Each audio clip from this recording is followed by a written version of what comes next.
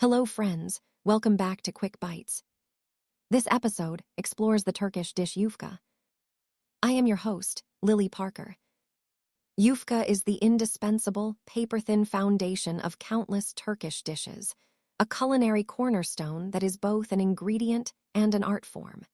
It is the ultimate versatile flatbread, a delicate unleavened dough rolled to a near-transparent thinness, traditionally dried for preservation. To create yufka, a simple mixture of flour, water, and salt is divided into small balls, each rolled out on a low circular table with a long, thin oklava rolling pin, until it stretches to almost a meter in width, becoming almost translucent. The skill required is immense, a rhythmic dance of pressure and rotation passed down through generations.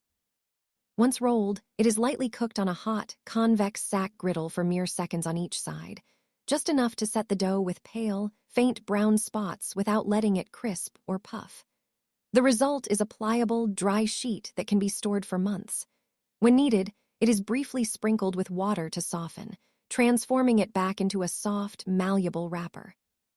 Its applications are central to Turkish cuisine. Layered with butter, it becomes the flaky, decadent pastry for börek. Rolled around savory fillings, it is fried into crispy sigara böreki. It forms the soft wrap for street food durum kebabs and the base for sweet desserts like baklava. More than just a bread, yufka is a blank canvas, a preservable, adaptable vehicle that carries within its thin layers the history of nomadic sustenance and the ingenuity of turning simple staples into feasts. It represents not just a food, but a fundamental technique, a whisper of dough that holds the weight of a rich culinary tradition. This is all about Yufka. We hope the segment was enjoyable and educational. Check back with us on the next round. Until then, be safe and eat well. Thanks for listening.